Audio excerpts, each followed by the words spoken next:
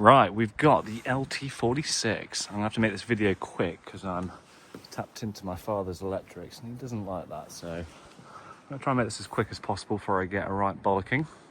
So, LT46, ex-police. We've done some work to it. It is now super.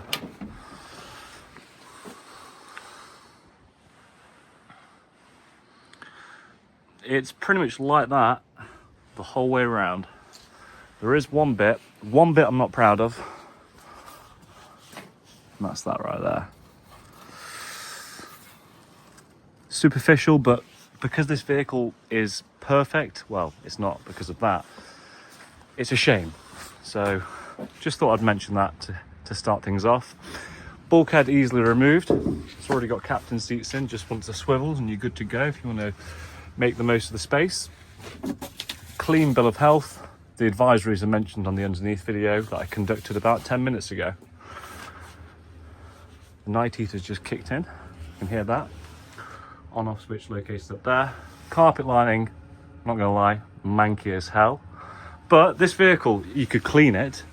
But this vehicle, someone might want to rip everything out of this vehicle and start again. So is there any point me spending an hour cleaning that? Probably, but just not many hours in the day for me, unfortunately.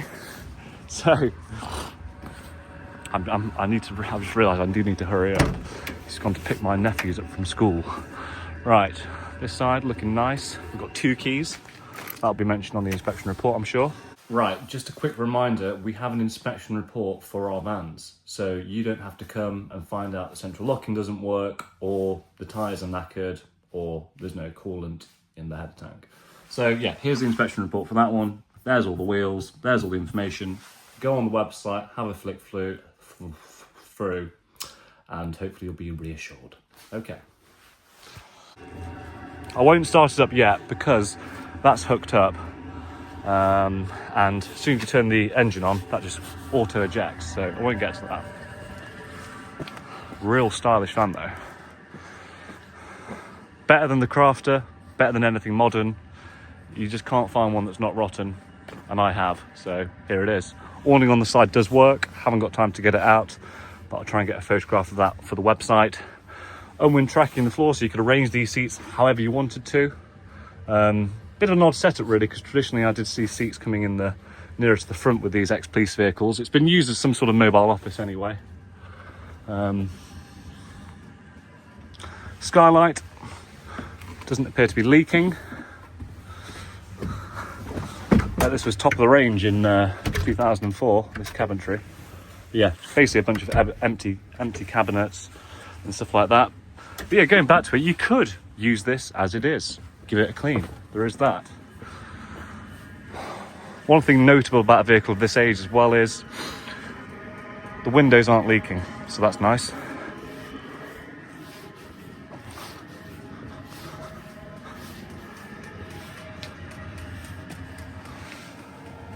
And that is blowing warm. Take my word for it. I know I sell vans, but take my word for it, that is blowing nice and warm. So the night heater unit is going to be located underneath here, if I can get to it. Yeah, it's just there. We've got RCD box there. And we've got a leisure battery there, which is more than likely knackered. And okay, looks like the night heater has an outlet there, and also coming into the rear somewhere. Yeah, just here. So that's nice. These blinds are quite funky as well.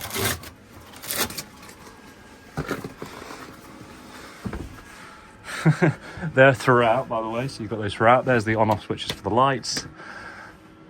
This is a skylight, looks very dated. And the night heater has turned off.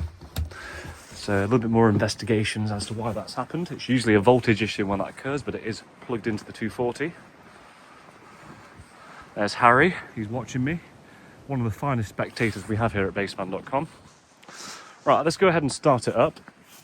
I'll just show you what happens when you start one of these vehicles up. Like that. Let's just let everything go out first. Let it all warm up. Okay. And then she's in. Right. 4 minutes 50 into this video. Let's get to the engine.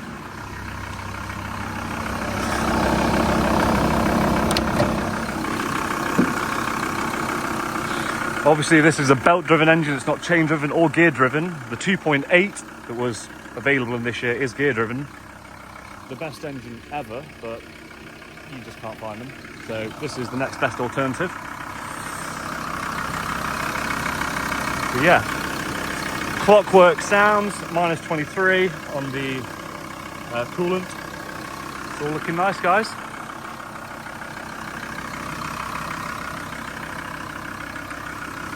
Goes without saying, obviously, 4.6 ton gross weight. I think if you pass your test in 97 and you were 19, you'd be 47 years old today. So if you're 47 and over and you pass your test when you were 19, you can drive this vehicle without having to carry out a HGV test, which I did recently, which I actually thought wasn't that difficult. So if you've got 1,500 quid spare, you can get one of these vans and drive it. And to be honest with you, most people that are getting these long wheelbase variants on a 3.5 ton license, mostly I would say that everyone's overweight. So probably is worth getting your license if you want to go and enjoy the world. Right, I think I've covered it all. This vehicle's amazing. Put quite a bit of work into it. Don't get them very often. The price I'm putting it up for, I think, is a fair price, which reflects the vehicle, what work we put into it, and yeah, basically whatever price it says on the website, we won't be deducting any VAT. That is the price. I'll let it sit here, and hopefully not rot. But yeah, right, I'm going to get going because I'm getting very close to my old man getting back. So, see you later. Right, I'm just stationed here in the world's tidiest office. I've got the logbook here, so you can see, hopefully that's pointing on the bit that I wanted it to. It's from Devon and Cornwall Constabulary. It's only ever been owned by them. I haven't got the service history, so I'm going to contact them again, because I've already emailed them, no response. So I'm going to contact them again and find out when the cam belt was last replaced. If I don't get any feedback from them soon, or indeed it's not been done within the right parameters, I will include a new cam belt within the price. Is there anything else worth noting on here? Of course, the logbook does say taxation class police, so that would need changing before it gets used on the road. That's why we do offer a delivery service, but we can also do this paperwork for you, so that's nothing to worry about.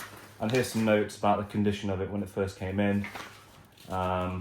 We've done a bit of welding to a very high standard. That was on the rear sills. It's just other than that, it's like discs, pads and stuff like that. Almost time to go and have a look at this LT on the ramp. First, we've got to unload this 2-litre Peugeot. Just come back from having an engine rebuild. Don't know why people want to buy them. Maybe because they're shiny and new. Maybe that's what people think's good, but they're shite. Right, I'm just going to do a bit of begging now.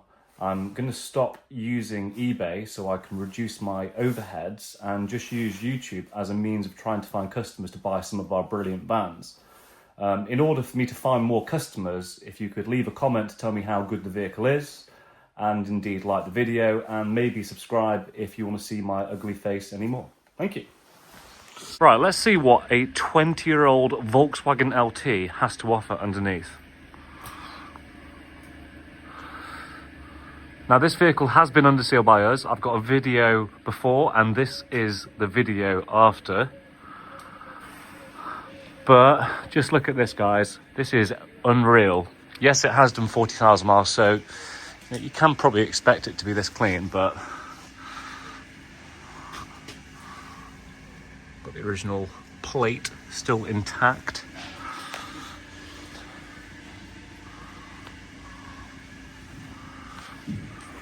But yeah, it's been washed off. It's been left running for 2 hours like I usually do. And there are no leaks and stuff like that to talk about. Advisory on the MOT, heavily undersealed. That is absolutely correct. Obviously, there is an advisory on the brake pipes as well. Hopefully you can see them. They're all in very nice condition. But yeah. Just so I can sort of demonstrate to you that the underseal's not really covering anything up. Obviously you can look at the other video, but no separation, it's all clean, it's all good. This is just a really, really nice van. Exhaust is more than likely original as well. This is in good condition.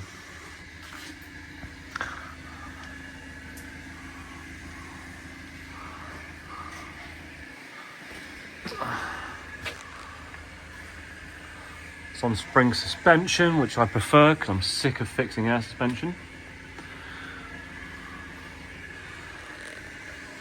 But yeah. Oh, just one of them motors. Don't come back very often. Certainly not anymore. But yeah, hopefully you've got a good grasp that we have done work to this vehicle. It's been done well, and it's ready to just travel and outlive all this modern bollocks. But yeah, we've done quite a bit of work to the vehicle. It's really nice. There is a good following for those vehicles for the right reasons, that they're reliable, they look cool. In comparison to anything you can get new today, there is really no comparison. So I find it really tricky finding people that have the same thought process that I do.